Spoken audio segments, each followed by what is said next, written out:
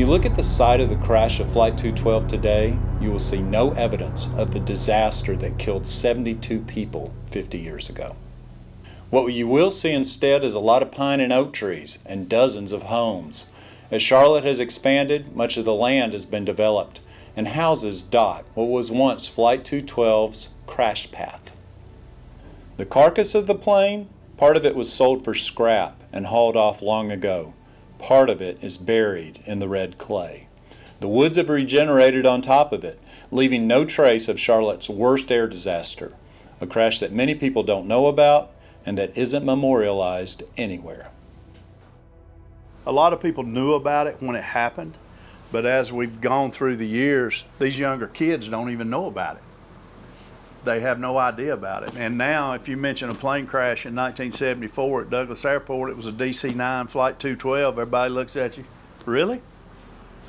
They don't have a clue. Much of the land around the crash site belongs to Bishop Larry and Dr. Bonnie Allen, the husband and wife pastoral team behind Rod of God Church. When they bought the land, they had no idea a plane had once crashed there. No, we didn't know any of that. Even the person that we bought the property for never ever mentioned any of that. It was such an overwhelming thing because there was so many people's lives that were lost, and it happened here. Hundreds of people have long lived with the reality of what happened on Flight 212, whether their family member on board survived or not. If it came up in conversation, we would talk about it, and there was never a day when she said, "Hey, by the way, I was in a plane crash." It was just kind of part of our lives. A number of the survivors tried hard never to fly again. She was like, "Hey, you're afraid to fly?" And I said, "No, I'm not afraid of flying." I said, "I'm just afraid of crashing." Flight 212 survivor Roy Hendricks had a son who was named Sonny. Sonny became a pilot, first in the military and then for American Airlines. His father Roy flew only one time the rest of his life after Flight 212, when he went to see Sonny and his family in Texas. He was an absolute basket case. He showed up, I picked him up at the airport. He was a disaster. And it wasn't a good trip because the week he was there, all he could think about was the flight home. In many ways, Flight 212 is the opposite of the Miracle on the Hudson flight of 2009. The captain of that plane, Chesley Sully Sullenberger, saved an entire plane load of passengers by making an emergency landing in the Hudson River. When we asked Sully if he knew anything about Flight 212, the famous pilot didn't remember it at all at first. Then he said, If I remember right, is that the one that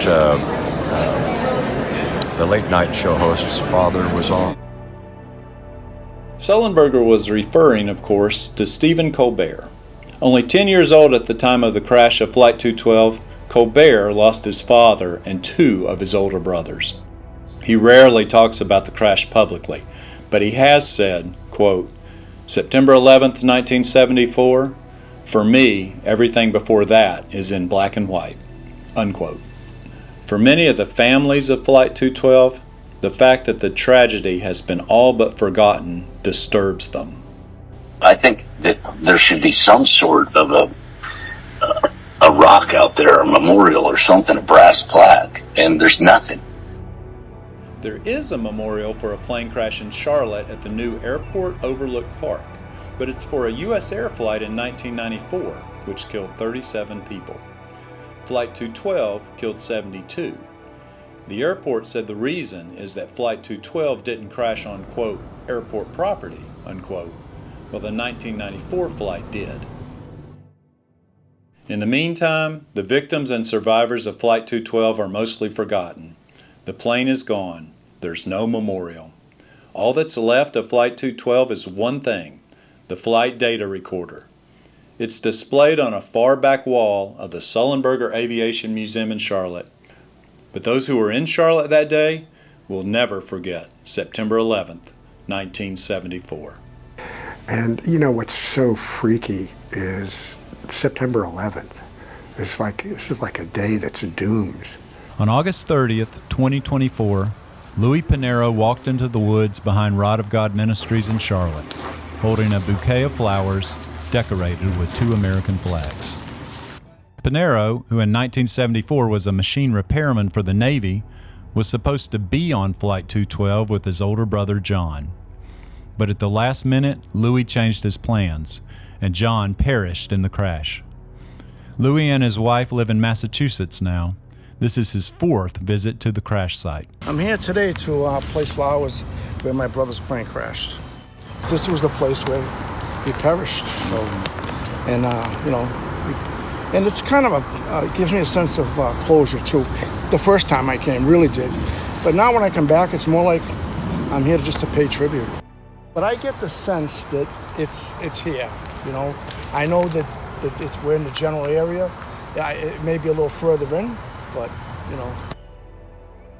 After he placed the flowers at the base of a tree, he stepped back, folded his hands in front of him, and thought about his brother's life. With permission from Rod of God, Louis Pinheiro has walked all over these woods on previous trips, looking for signs of the plane. He's never found any. But in a larger sense, Pinheiro knows he's in the right place. Somewhere in those woods underneath him are the ruins of Flight 212, forgotten by nearly everyone else, buried deep in the red clay.